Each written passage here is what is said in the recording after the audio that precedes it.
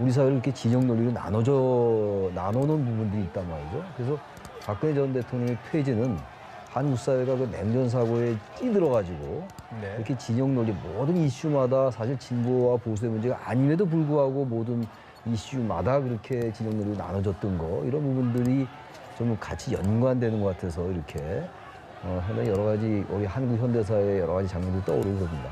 네.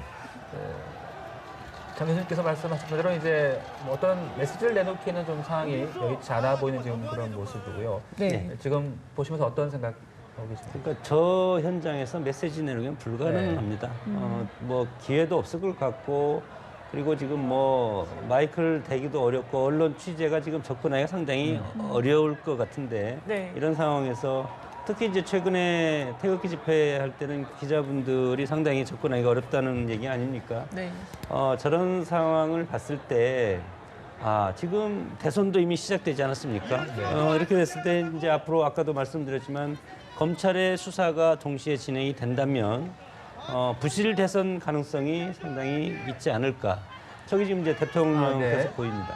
네, 지금 윤상현 의원인 것 같고요. 네. 그리고 악수를 하면서 인사를 나눈 모습이고 얼굴을 좀 미소를 띠고 있는 모습이어서요. 의외로 좀 글쎄요 밝다라고 해야 네, 됩니까? 파면당한 어떻게 대통령이잖아요. 그러니까요. 뭐 언론을 통해서 왜 관저에서 나오지 않느냐, 왜 메시지를 국민에게 전달하지 않느냐, 이제 그거에 대해서 상당히 많은 그 언론이랄지 패널들이 박 전 대통령이 패닉 상태에 있지 않느냐. 그래서 네. 이 파면 자체를 받아들일 수 없는 그런 상태라는 거 다 예측을 했었는데 그러니까요. 그 예측은 좀 빗나간 것 같아요. 일단 본인 자체는 굉장히 사실 저 미소 자체가 억지로 할 수 있는 그런 미소는 아니라고 보이고요.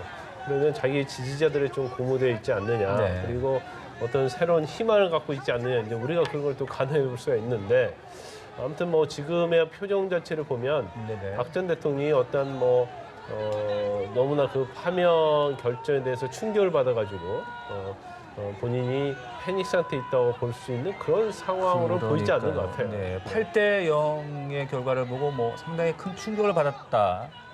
그런 이야기들이 계속 있어 왔는데 지금 모습을 보면 글쎄 좀 의외라고 아니, 뭐- 봐야 됩니까? 교수님 어떻게 보십니까? 전직 대통령으로서 아무튼 사저에 돌아왔고 지지자들의 저런 그야말로 열화와 같은 환호가 있는데 네. 이 미소로 답해야죠. 거기 뭐 비장한 모습을 보인다고 해서 뭐 다른 모습을 보이겠어요? 단지 지금 이제 말씀은 생각보다 여유가 좀 있어 보인다 이런 얘기잖아요. 근데 네.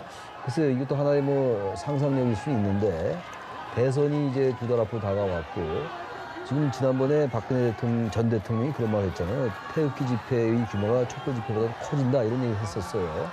저런 이제 지지자들의 모습을 보고 어떤 정치적인 기대나 이런 것들을 걸 수도 있겠다.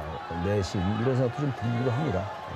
그것의 반영이 얼굴 미소로 나타난 것이 아닌가 이렇게 생각도 해보는데 뭐 알 네. 길이 없죠. 그거는. 제가 아까 말씀드릴 때 관제에 도착했을 때 어떤 행동을 취하느냐, 박 전 대통령의 행동을 취하느냐에 굉장히 의미가 있다고 말씀을 드렸는데 네.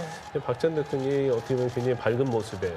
그런다고 한다면 또 메시지도 전하지 않는 상태의 이제 저런 모습들 자체는 이제 헌재의 어떠한 결정에 대해서 네. 본인이 수긍하지 않는다는 아하. 그런 모습을 비춰줄 가능성이 크고 네. 우리가 어떻게 생각할 때는 파면 결정으로 인해서 이제 박 전 대통령의 어떤 위치 자체가 굉장히 궁박해지지 않았느냐 이제 네. 그런 판단을 해볼 수가 있었는데 지금 표정이나 저 분위기를 보면 전혀 그렇지는 않는 것 같습니다. 네, 지금 전 참모진들 또 친박 의원들 그래서 여러 명의 지금 인사들과 악수를 지금 나누는 모습을 계속해서 보고 계십니다. 네.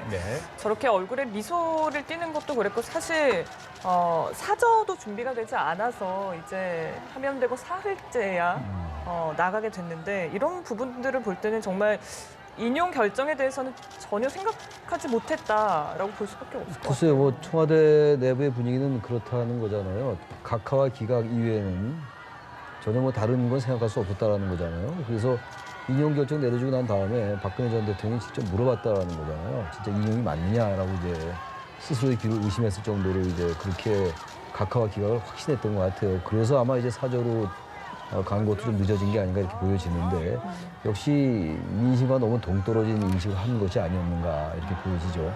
근데 언론에는 어쨌든 탄핵에 찬성하는 사람들의 그 여론조사가 계속 보도가 됐었잖아요. 그 압도적으로 많은 75 내지 80% 정도가 일관되게 탄핵을 찬성하는 여론조사가 계속 발표됐음에도 네. 불구하고 이렇게 각하와 기각을 확신했다는 것 자체가 사실 상식적으로 잘 납득이 안 가는 면도 있는 것 같습니다. 네.